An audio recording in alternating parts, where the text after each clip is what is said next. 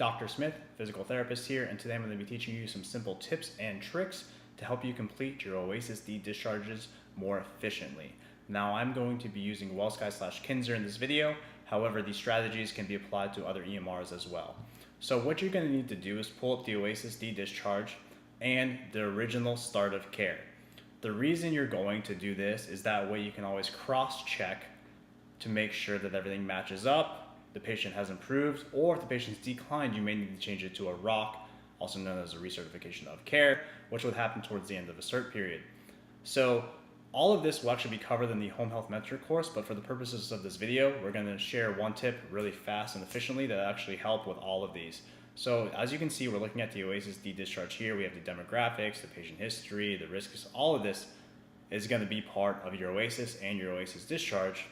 But because we're mostly therapists that are watching this video, or therapists of this group, we're going to focus on this one.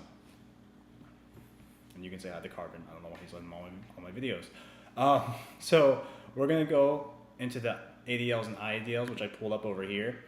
And we can see at the time of discharge, you want them to be within normal limits.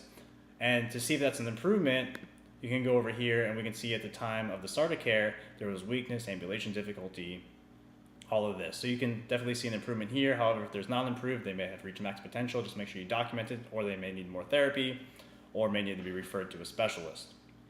Now, the simple trick I'm going to show you guys that I don't know why more people don't do is when you get here and you're not sure where they started at, but you think they made an improvement, or maybe you need to justify a discharge to the max independence.